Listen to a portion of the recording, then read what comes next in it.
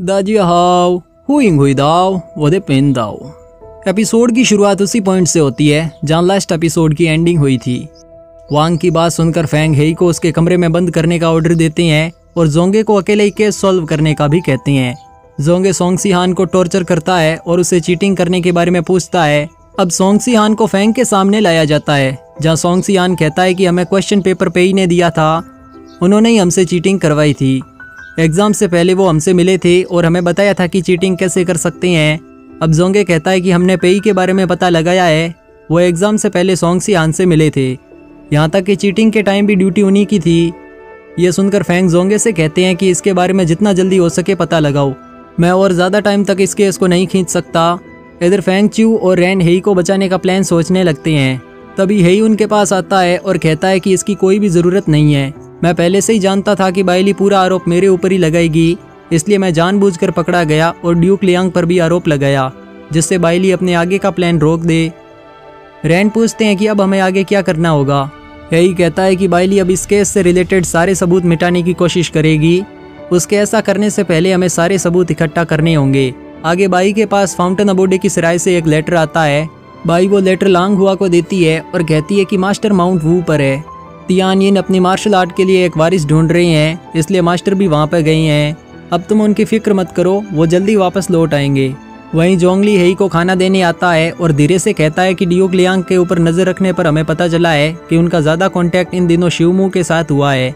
हेई कहता है कि शिवमू एग्ज़ाम के दौरान चेकिंग करने के लिए अपॉइंट किया गया था, हमने उसे कैसे छोड़ दिया। तुम चियान यू और चियान यून को उसके घर की तलाशी लेने भेजो, हमें वहाँ कोई ना कोई सबूत तो ज़रूर मिलेगा। आगे फेंगजू बाइली से मिलने आता है। बाइली फेंगजू से शिवमू को मारने को कहती है। फेंगजू पूछता है कि क्या शिवमू ने ही पेपर लीक करवाया था। बाइली कहती है कि वो अभी ज़रूरी नहीं है, पहले उसे मरवाओ और हाँ, अपने लोगों को मत भेजना वरना हम भी पकड़े जा सकते हैं। इधर गुयू दो लोगों से पैसे उधार लेने आता है पर वो दोनों उसे पैसा नहीं देते और कहते हैं कि हमने तुमको तुम्हारे सेक्ट के टोकन के बदले पैसे उधार दिए थे, तुमने उनको गैम्बलिंग में बर्बाद कर दिया, अब हम तुम्हें फिर से पैसे नहीं दे सकते। यह सुनकर गुयू उनको मारने की धमकी देता है। तभी वहाँ फेंगजू का सर्वेंट जी शियान भी आ जाता है और उन दोनों लोगों को गुयू के उधार पैसे लौटा देता है। वो गुयू से कहता है कि मेरे पास तुम्हारे लिए एक डील है, क्या तुम करना चाहोगे। वहीं बाई को जिवरोंग कहता है कि गुयू ने फिर से मार्केट में झगड़ा किया है और अभी वो किसी के साथ कोई डील करने गया है। यह सुनकर बाई गुयू को ढूंढने मार्केट में चली जाती है। इधर जी शियान गुयू से 1000 सिल्वर कॉइन के बदले शिवमू को मारने को कहता है। गुयू उसकी बात मानने से मना करता है तो जी शियान कहता है कि शिवमू ने उसके पेरेंट्स को मारा है, इसलिए वो बदला लेना चाहता है। आगे गुयू शिवमू के मेंशन में आता है और शिवमू पर हमला कर देता है। तभी वहाँ चुआनयू और चुआनयू आ जाते हैं, जिन्हें देख गुयू वहाँ से भागने लगता है। इस पर चुआनयू भी उसका पीछा करने लगता है। वहीं शिवमू चुआनयू से मरने से पहले एक वर्ड कहता है, मूलन। इतना कहकर शिवमू मर जाता है। इधर बाई गुयू को ढूंढते हुए मार्केट में आ जाती है। तभी वो गुयू को देखती है जिसका पीछा कुछ सैनिक कर रहे थे। गुयू ज़्यादा दूर भाग नहीं पाता और पकड़ा जाता है, लेकिन बाई सैनिकों को पहचान लेती है। वो चुआनयू का पीछा करती है तो उसे पता चलता है कि चुआनयू प्रिंस योंगपिंग के लिए भी काम करता है। बाई को यह बात काफ़ी अजीब लगती है क्योंकि चुआनयू हेई व फाउंटेन अबोडे के लिए काम करता है और फाउंटेन अबोडे के लोगों को प्रिंस योंगपिंग से मिलते देख उसे योंगपिंग पर भी डाउट होने लगता है। बाई के मन में इस टाइम बहुत से सवाल चल रहे थे, लेकिन वो जानती थी कि इन सब का जवाब उसे सिर्फ प्रिंस योंगपिंग ही दे सकता है। अब बाई प्रिंस योंगपिंग के मेंशन में आती है तो उसे पता चलता है कि प्रिंस योंगपिंग और हेई दोनों एक ही आदमी हैं। वो हेई से कहती है कि मैं जानती थी फाउंटेन अबोडे को बनाने वाला नॉर्मल आदमी तो नहीं होगा। बाई को देख हेई उससे कहता है कि मैं तुमसे ये बात छुपाना नहीं चाहता था, वैसे क्या तुम यहाँ गुयू के बारे में पूछने आई हो। बाई कहती है कि उसने एक ऑफिशियल को मारा है, उसे सज़ा तो मिलनी चाहिए, पर यह सब हुआ कैसे, क्या इसके बारे में कुछ बताओगे। अब हेई उसे चीटिंग केस से रिलेटेड सारी बातें बता देता है। तभी जोंगली कमरे के बाहर से हेई से कहता है कि गुयू ने सुसाइड कर लिया है। यह सुनकर बाई कहती है कि गुयू ऐसा नहीं कर सकता, वो कभी सुसाइड नहीं करेगा। हेई कहता है कि मैं इसके बारे में पता लगा लूँगा, तुम फिक्र मत करो, बस एक बार मुझे पता चल जाए कि ये पेपर लीक कैसे हुआ है। इस पर बाई वो पेपर देखने का कहती है। उस पेपर को देखने के बाद बाई पूछती है कि क्या पेपर पर लगाई सील की इंक हमेशा से ही ऐसी हल्की होती है। हेई कहता है कि ऐसा नहीं है, ये रॉयल फैमिली की सील है और इसका रंग बहुत गहरा होता है।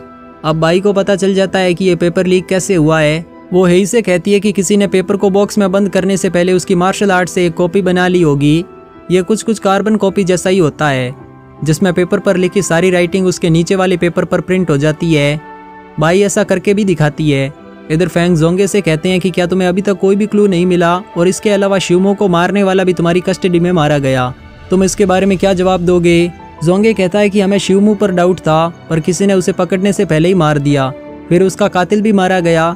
मुझे लगता है कि कोई हमें फंसा रहा है। तभी फेंग चिऊ वहाँ आती है और पेपर लीक कैसे हुआ उसके बारे में बताती है।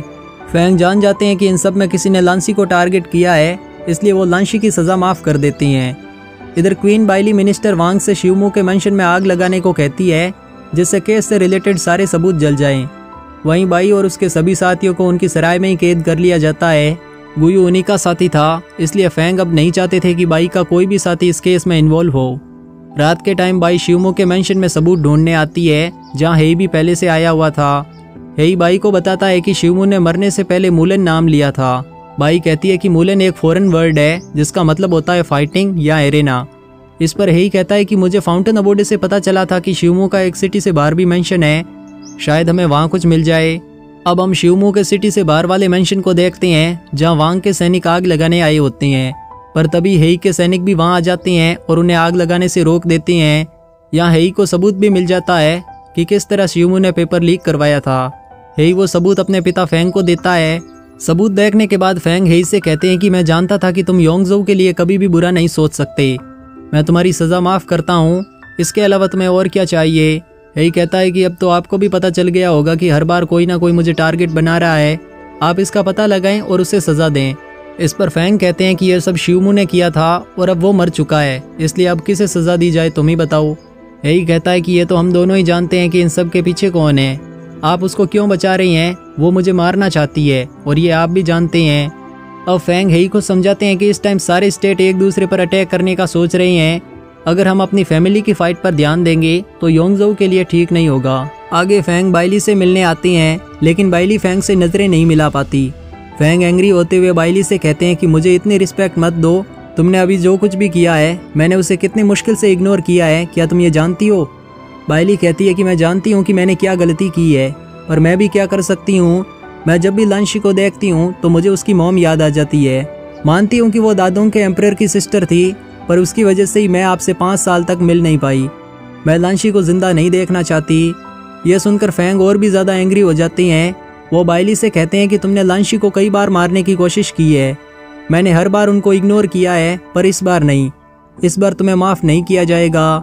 बाइली रोते हुए कहती है कि जो कुछ भी किया है वो मैंने किया है, इसमें फेंगजू शामिल नहीं है, आप उसे जाने दो।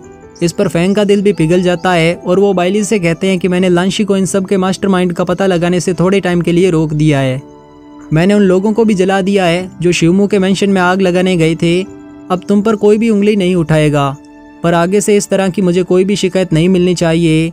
आगे रैन हेई से मिलने आते हैं और कहते हैं कि आप इन छोटे मामलों में बाइली को कुछ मत कीजिए, आप जानते हैं कि आपके सपने योंगजो से भी बड़े हैं, आपको उन्हें भी पूरा करना है और इसी दौरान ऐसी कई प्रॉब्लम्स भी आएगी। बाइली आपकी मैरिज करवाना चाहती है, उसे चुप करवाने का एक ही तरीका है कि आप फेंग चिऊ से मैरिज कर लें।